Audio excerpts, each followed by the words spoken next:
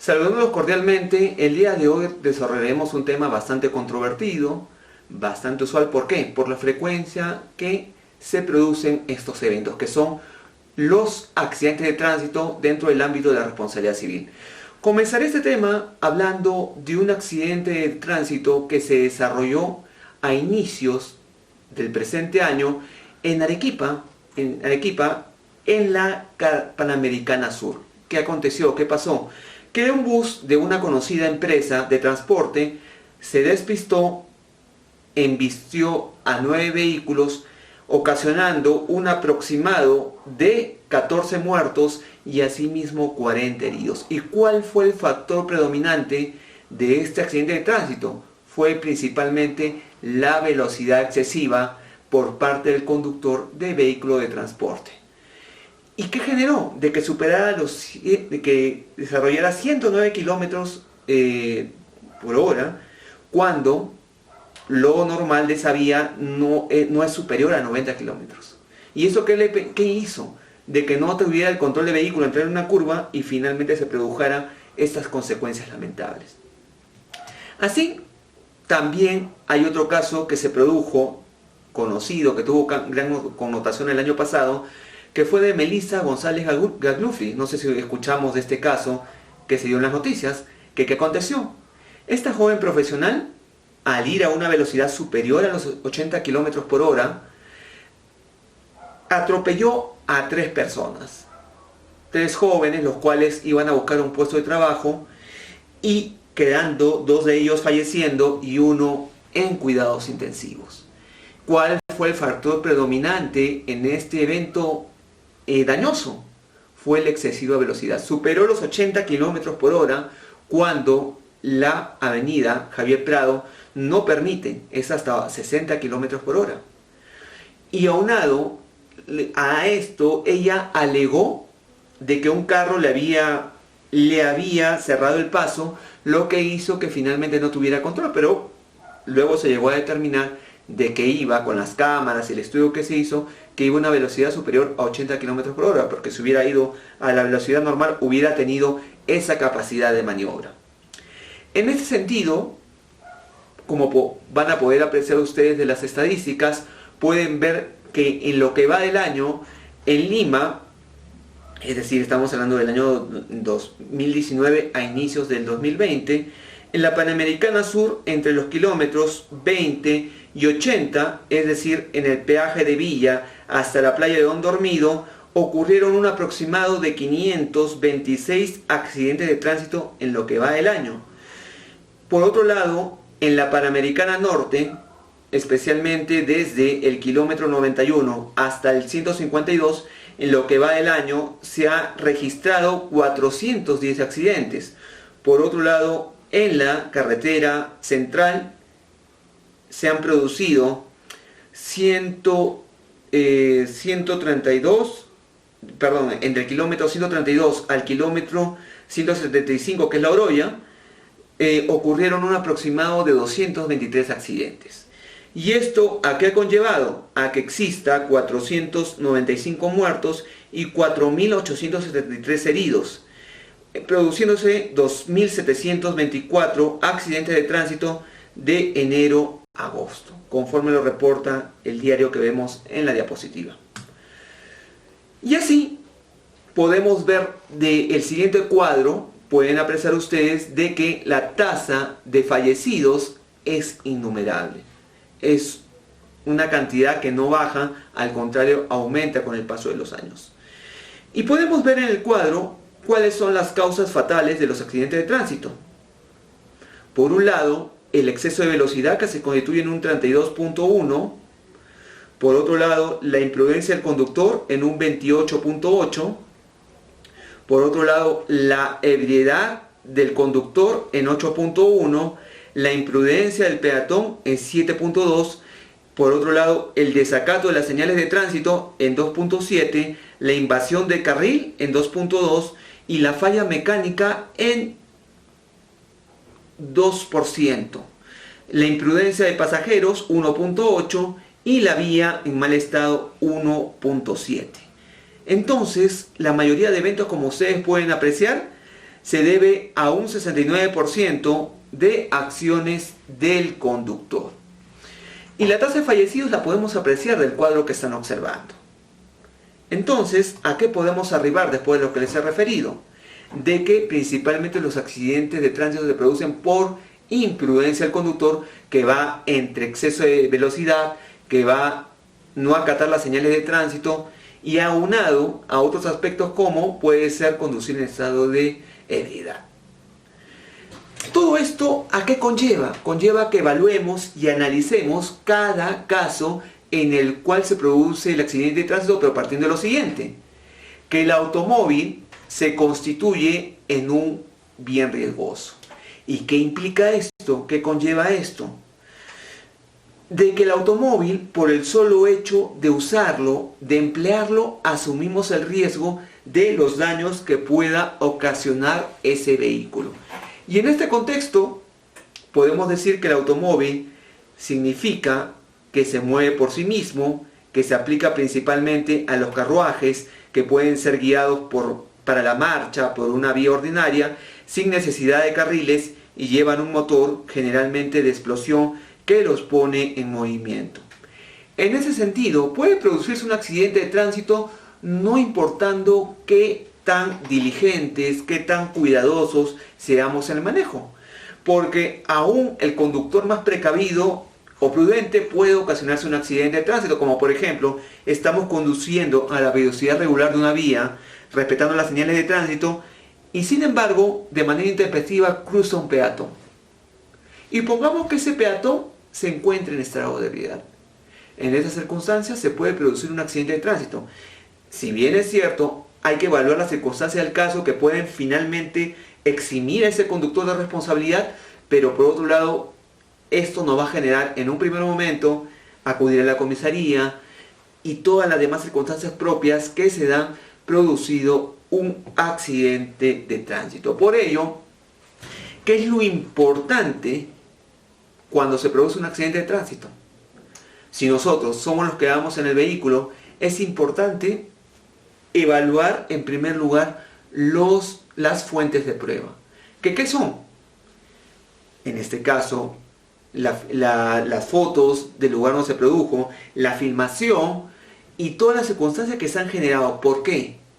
Porque en muchos casos la Policía Nacional va a demorar horas, se puede mover la escena, y también en el supuesto caso de que nos embista nuestro vehículo, ello va a permitir de que, entre otros aspectos, permita recabar esa fuente de prueba, filmar cómo se produjo el accidente, cómo quedó mi vehículo, cómo quedó el otro.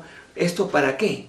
Para que sirva como elemento para la posible demanda de responsabilidad civil que vamos a iniciar. Así también observar las personas que están cerca, recabar sus datos, recabar la información para generar toda esa información que va a servir como elemento para que nuestro abogado pueda construir la demanda de responsabilidad civil por los daños que se nos han podido ocasionar.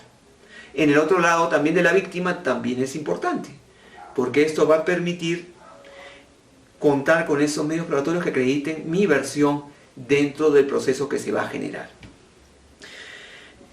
Por eso, en este contexto, ahora nos referiremos a la naturaleza del accidente de tránsito, que de por sí el accidente de tránsito es una circunstancia en la cual existe un riesgo. ¿Qué entendemos por riesgo?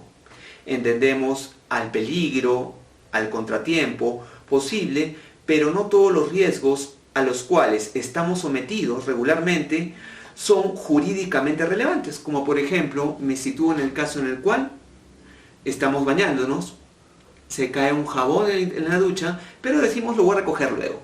Pero sin embargo luego nos estamos lavando el cabello y estamos con los ojos llenos de champú y retrocedemos y nos resbalamos con ese jabón. Es algo que asumimos. Como por ejemplo, existe el piso mojado, están limpiando una institución pública y hay un cartel que dice piso mojado. Pero sin embargo, pese a esa advertencia, nosotros decidimos caminar por ese piso y nos acabamos cayendo. Son riesgos que nosotros asumimos como tales, pese a la advertencia, pese a que sabemos las consecuencias que puedan darse. Y así podríamos llamar, si nos escogimos al Código Civil, a lo descrito por el artículo 1970, que ¿qué refiere? ¿Qué establece? que llama a un bien riesgoso o actividad peligrosa como aquellas circunstancias en las cuales nosotros, por el hecho de realizar esa actividad o emplear ese bien, asumimos el riesgo que pueda producir eso.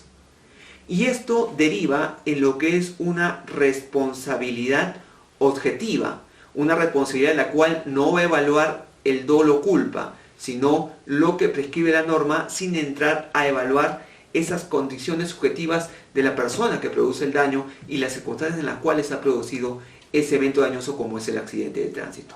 Así, una actividad riesgosa o peligrosa, de acuerdo a la visión social y de las justificaciones que se puedan señalar para ello, puede ofrecer la responsabilidad en un momento dado, habiendo daños que incluso se pueden producir al margen de las precauciones propias que las podemos tomar o podemos observar, como en el caso que les comenté del conductor que va a la velocidad permitida, pero sin embargo un transeúnte se cruza y finalmente, pese a que ha frenado, le puede producir algún tipo de impacto.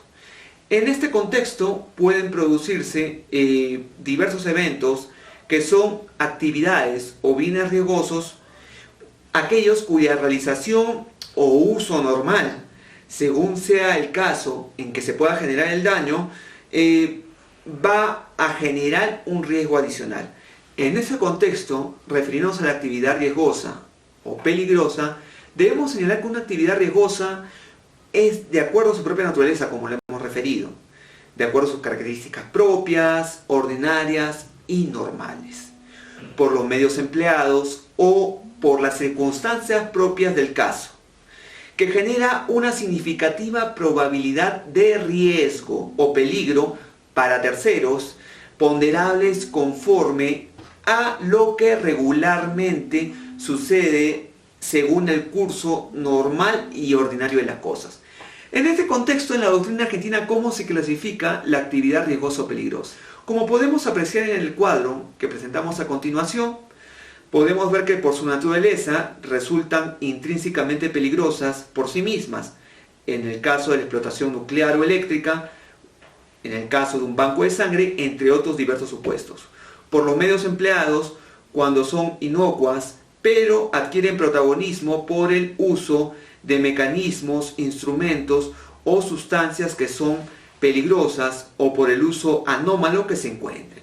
Es decir, evaluando aquellas circunstancias dentro de los mecanismos o instrumentos empleados para esto.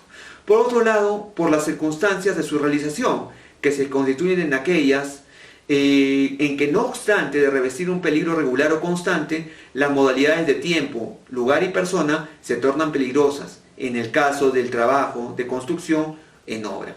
En este contexto, no estamos hablando de una mera posibilidad de daño, sino que el peligro debe ser previsible con alto grado de posibilidad de causarse daños a terceros.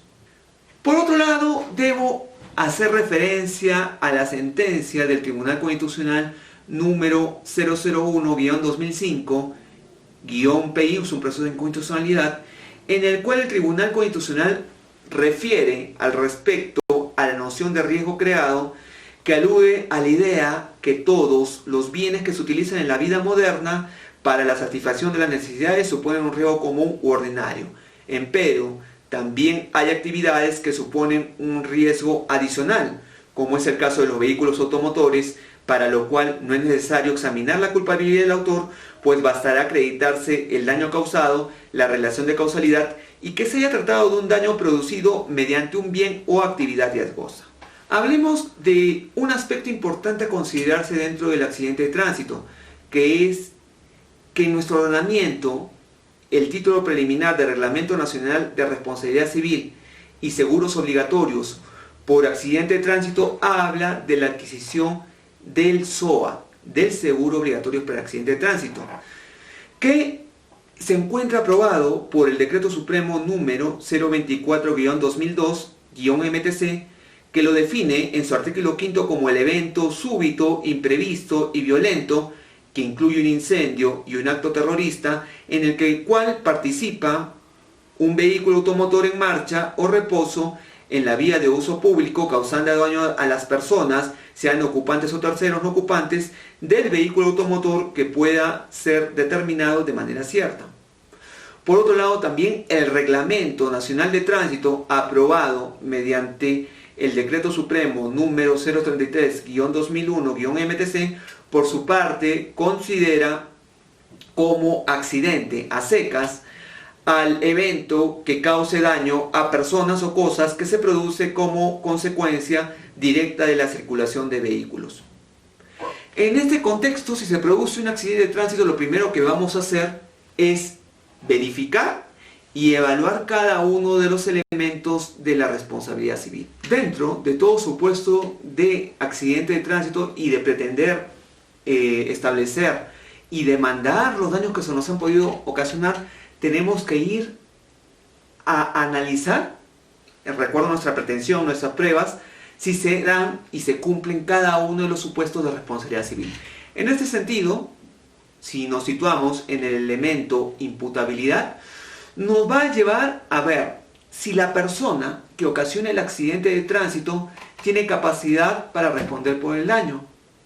Es decir, ver si es una persona que cuenta con capacidad de ejercicio y de goce para que pueda resarcirnos los daños, y si no lo cuenta, será su tutor o curador en caso de no tener capacidad para ello. Por otro lado, si vamos al elemento ilicitud, estamos evaluando la justificación de ese daño de acuerdo a lo establecido normativamente. Si ese hecho o esa conducta que ocasiona el daño es, en este caso, establecido normativamente como un supuesto en el cual va a generar responsabilidad civil. En ese sentido, puedo hacer referencia a la Ley de Transporte y Tránsito Terrestre, la ley número 27.181, ¿qué señala? Que establece, habla de la responsabilidad objetiva y solidaria entre el chofer y el propietario del vehículo. ¿Y esto a qué conlleva? Esto conlleva a establecer y a evaluar de que establece un supuesto objetivo. No necesariamente no va a responder el propietario, sino el chofer, sino ambos asumen la responsabilidad frente a los daños que se puedan ocasionar. En este contexto debo referirles el aspecto relativo, ya hablamos de lo que establece la Ley General de Transporte y de Tránsito Terrestre, que habla de la responsabilidad objetiva y solidaria entre el propietario del vehículo y el conductor, y por otro lado hay una norma que va en otro sentido distinto a esto, que es el Decreto Legislativo 299, que en su artículo 6, que es la ley que regula el leasing y el arrendamiento financiero, establece que únicamente tiene responsabilidad el arrendatario del vehículo. Es decir, por lo general en estos contratos mantiene la propiedad el banco, la financiera, la cual le otorga y celebra ese contrato leasing con el conductor del vehículo, y se produce un accidente de tránsito, no respondería. Pero le debo de referir lo siguiente, que la Corte Suprema, en su jurisprudencia, no tiene un criterio uniforme o concordante. Por un lado, la Sala Civil Transitoria de la Corte Suprema acepta que se debe aplicar lo previsto en la Ley General de Transporte, de Tránsito, de Transporte y Tránsito Terrestre. Pero por otro lado, la Sala Civil Permanente no acepta esto y dice que se debe aplicar la norma especial contenida en la ley de leasing. En este contexto, aún esperemos que haya una posición clara en relación a esto, porque se generan múltiples problemas en esta situación. Ahora hablemos del elemento factor de atribución. ¿Qué conlleva este elemento factor de atribución? Conlleva a preguntarnos a título de qué es responsable la persona a la cual se le imputa el daño. ¿Y a qué conlleva esto?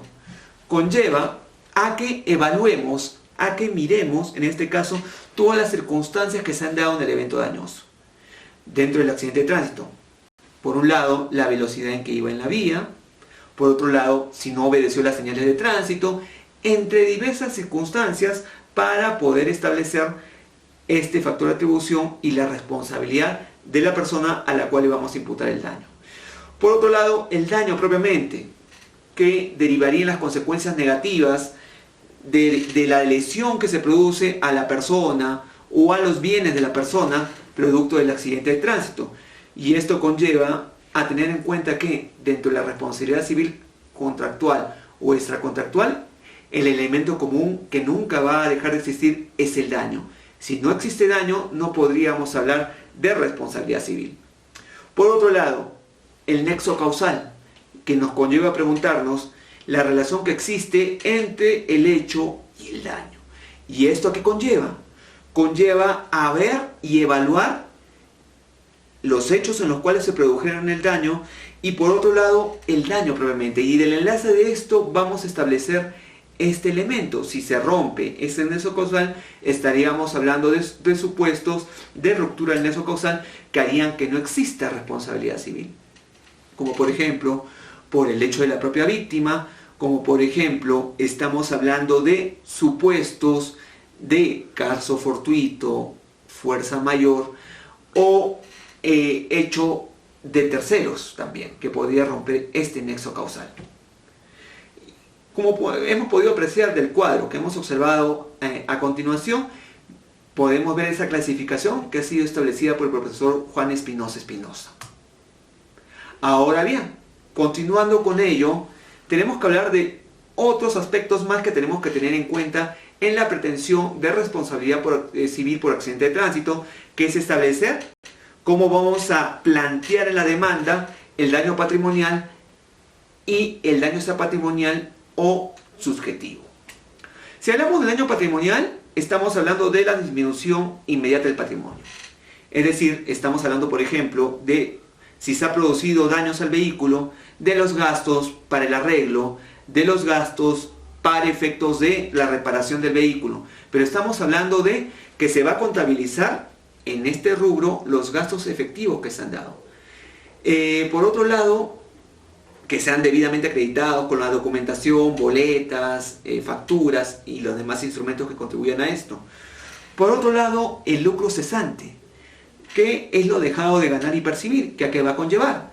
Va a conllevar a que tengamos en cuenta algunos aspectos importantes, que es lo que no ha percibido la persona producto del accidente de tránsito. Si dejó de trabajar, si era un taxista, los días que no ha trabajado ese vehículo producto del accidente de tránsito. Pero acá hay un aspecto que tenemos que tener en cuenta, que es considerar que no se van a pagar los días que esta persona no ha podido trabajar porque no llevó el vehículo al taller, sino los días que efectivamente el taller se demoró en repararlo. Un aspecto a considerar. Por otro lado, dentro de los daños extrapatrimoniales o subjetivos, como prefiere llamarlo Espinosa y también el maestro, desaparecido maestro Osterlin Parodi, tenemos que evaluar dos aspectos que contempla nuestro ordenamiento civil. Por un lado, el daño a la persona y por otro lado, el daño moral. El daño a la persona, que estamos circunscribiéndonos a la lesión de aspectos no patrimoniales de la persona, natural o jurídica, que pueden ser indemnizadas. Por otro lado, el daño moral, estamos hablando de aquellos aspectos relativos al dolor, al sufrimiento, a la aflicción, a la pena, al desasiego, al estrés que se ha podido ocasionar, e incluso estamos hablando de aspectos relativos a aquellas circunstancias las cuales permiten que la persona no continúe su vida de manera normal, de manera regular. Y el daño moral es difícil de poderlo probar. Y por otro lado, ya en jurisprudencia emitida por la Corte Suprema de Justicia de la República dice que pese a que el daño moral no pueda ser probado, sin embargo el juzgador tiene la obligación de cuantificar ese daño. Y para ello, ¿qué es importante? Es importante evaluar y referirnos a la motivación que va a tener nuestra decisión en cuanto al daño moral. Hay circunstancias en las cuales podríamos probarlo. En cuanto al daño psíquico, con la evaluación del psicólogo, del psiquiatra y otras circunstancias más. Pero en el supuesto que no podamos probarlo, su dimensión es establecer aspectos relativos a la fundamentación que empleemos para nuestra demanda. Por otro lado, puede darse dentro de esta esfera de daños extrapatrimoniales o subjetivas, puede darse el daño directo o lo que es el daño reflejo. Daño directo, que estamos hablando de aquel daño que se nos ocasiona producto del accidente de tránsito tras nosotros. Y daño reflejo, el que se da a nuestro familiar por esa pena, esa aflicción que se le va a generar a él de manera directa, producto de repente de que ese familiar fallece. Que repercute ese daño por la muerte en este familiar, en esta persona. Que evidentemente va a hacer la cuantificación en cuanto al daño moral. Daño por la pérdida de un animal al cual queremos mucho, al cual consideramos, y se nos puede ocasionar esa aflicción. Producto de un accidente de tránsito también, de repente que se corre el perrito y es atropellado el carro a ir a una velocidad excesiva. Por otro lado, de un bien. Pongamos que producto del accidente de tránsito, yo llego a acreditar de que en mi carro tenía una fotografía que era la única, la cual me hacía recordar a mi abuela desaparecida. Por la pérdida de ese bien y que ese carro explosiona de repente, producto de ese accidente de tránsito, pierdo esa foto. ¿Qué generaría esto? También una suerte de retribución por esas circunstancias.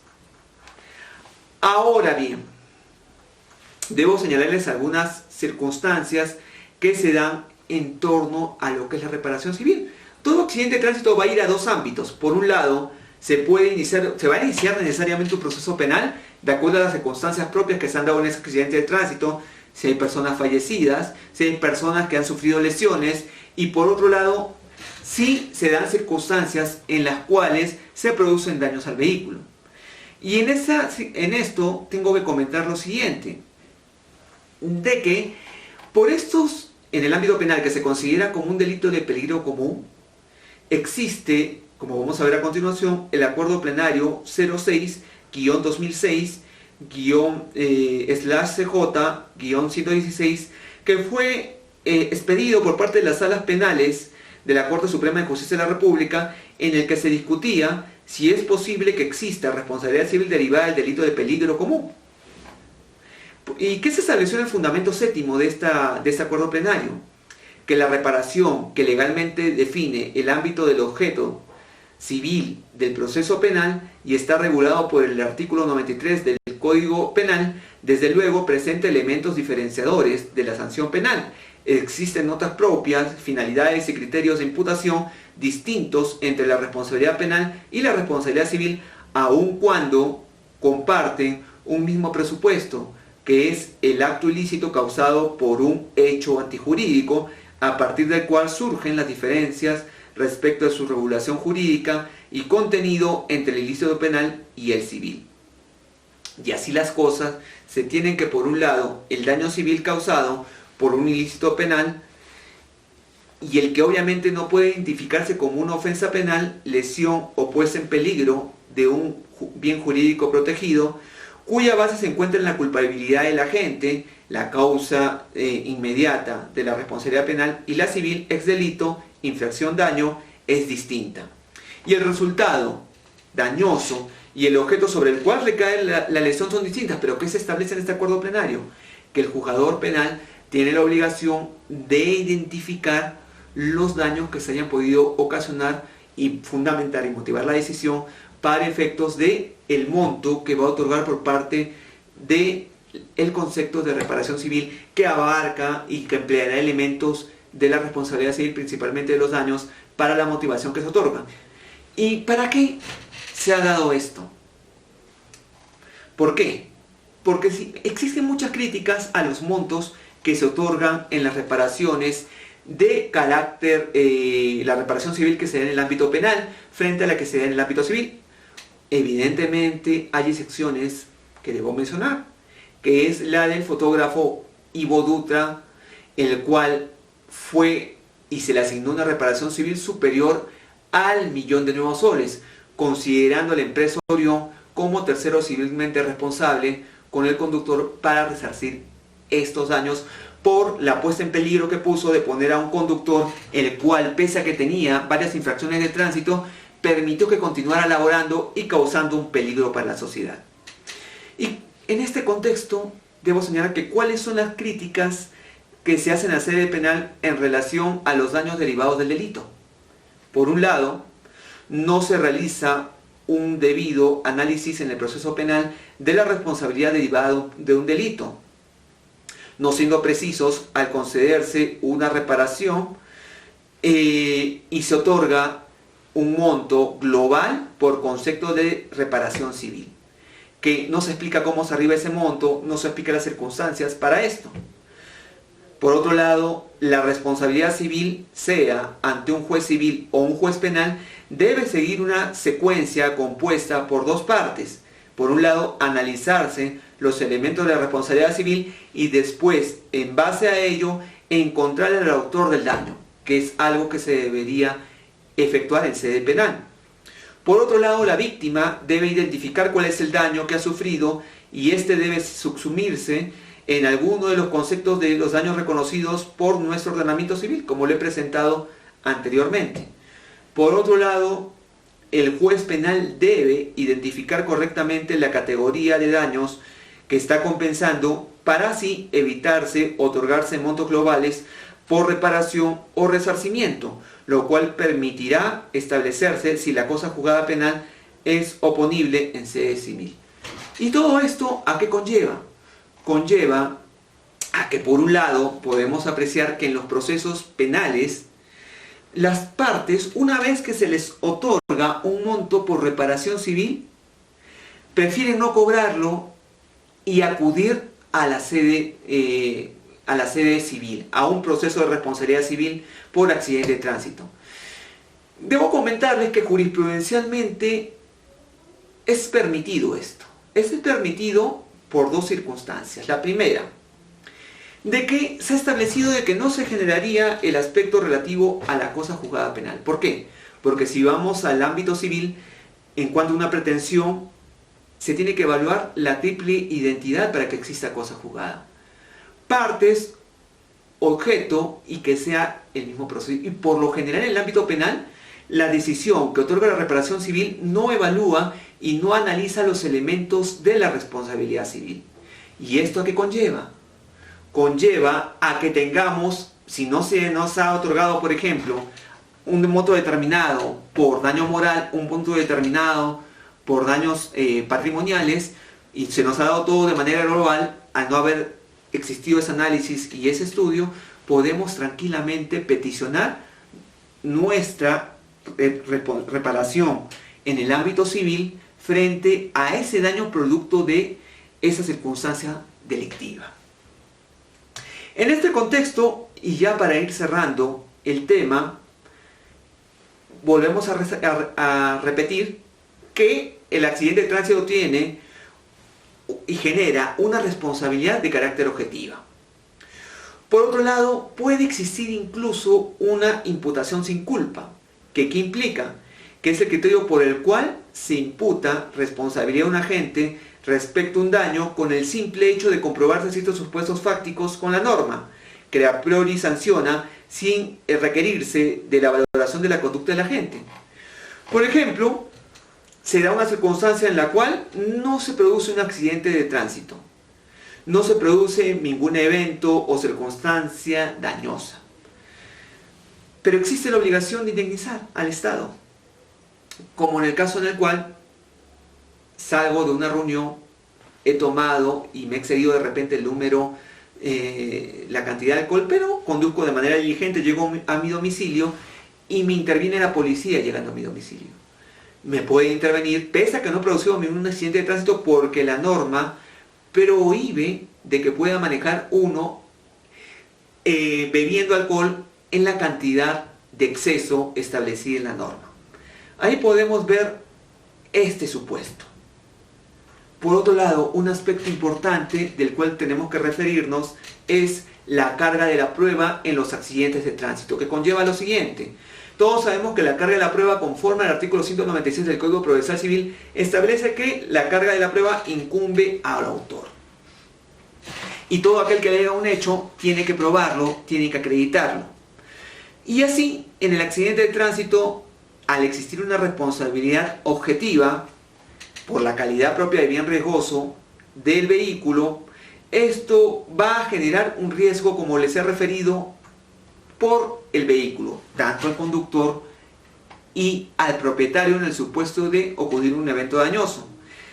Y en ese contexto tenemos que tener en cuenta que no se va a evaluar la ausencia de culpa o de dolo, porque así lo establece la norma. ¿Y qué instrumentales se tienen que presentar?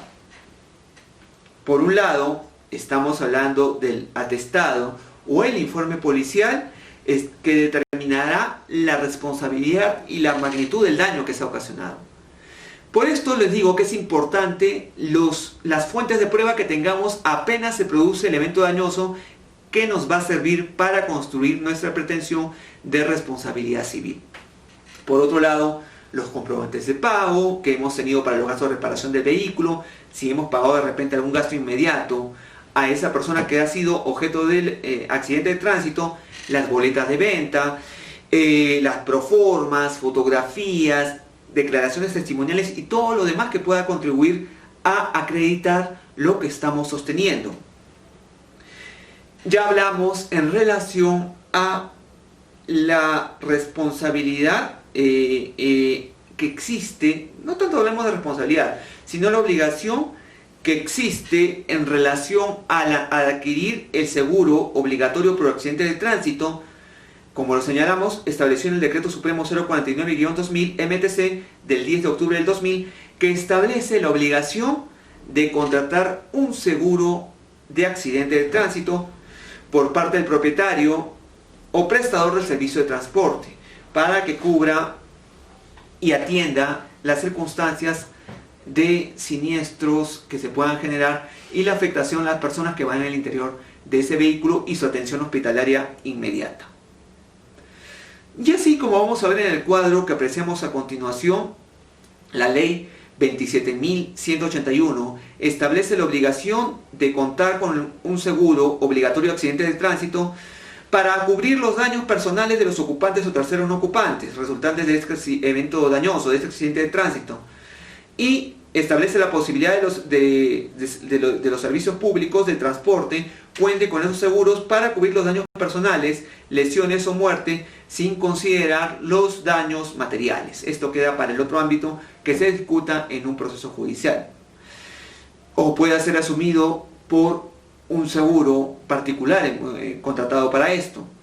El SOAT tiene previsto un pago automático de las indemnizaciones sin considerar alguna responsabilidad o causa de accidentes, no implicando reconocimiento ni la presunción de culpabilidad que pueda tener el propietario o conductor del vehículo asegurado o prestador del servicio de transporte, ni servirá como prueba en el supuesto de quererlo emplear para un proceso judicial. Ahora bien, ya para ir cerrando el tema, el SOAT otorga los beneficios establecidos sin menoscabar el derecho a las víctimas de demandar en un proceso judicial por los daños no cubiertos o por montos mayores respecto de los riesgos ya cubiertos, dado que el SOAT cubre los siguientes riesgos para cada persona, ocupante o tercero no ocupante. En caso de muerte cubre hasta 4 UITs, invalidez permanente de cada uno hasta 4 UITs, incapacidad temporal hasta 1 UIT y gastos médicos hasta 5 UITs y gastos de sepelio hasta 1 UIT. Las indemnizaciones que se pongan por muerte, invalidez permanente o parcial no resultan acumulables. También la compañía de seguros puede observar el dictamen emitido por el médico tratante de la víctima del accidente de tránsito y puede ser una evaluación posterior. ¿Y qué pasa con las acciones para lograr el pago de las indemnizaciones derivadas de los accidentes de tránsito en relación al cobro del seguro? Tiene un plazo de prescripción de hasta 2 años y si no se cobra pasa a un fondo común para estos fines.